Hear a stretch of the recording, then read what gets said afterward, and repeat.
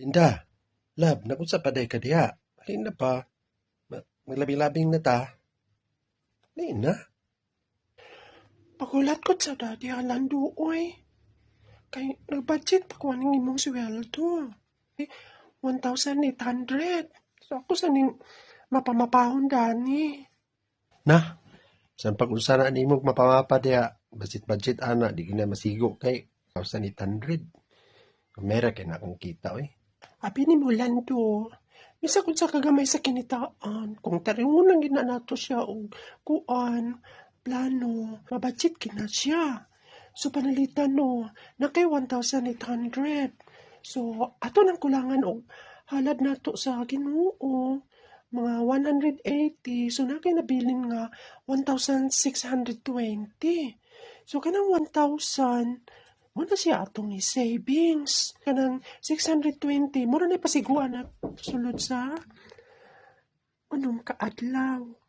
Sa bagay, wala masad ko yung mga alaing bisyo, nga ganastuhanan sa akong kagalingon. Pwede ra na mabudget, no? Ang budget ra, oy, panalitan 620 divided by 6 days. Nato na siya gastuhon, pangpalit og sudan. Pero di naman ta mag-worry anang sudan kay naman tay mga gulay nga tinanom nato des palibot. Napod tay mga lagot mon. So napod tay mga binuhi nga mga manok diha. So pwede ra man ta na magkuan mo na itong sudanon. So kanang kuan 88. Kung panalitan gusto ta makaon og bugas, so palitan bugas. Pero dili na gud kasi necessary kinahanglan mo gud tay mga lutya diha. So imo lang na siyang sudanan dayon og bisayang manok, buga kaayo di ba? Gino, nakapod day tay ko mga tinanom des palibot. Kung panalitan, di ko katrabaho ang adlaw na pamantay bangil-bangil nga atong masudan, atong makaon. Dayon, nagitay savings dapat no kay basin og magsakit ta, natay makuot no. Kapit na raban na bugawas akong atong anak no, Belinda. Di na ko kapalit og brief ani. Mga lawlaw na akong brief.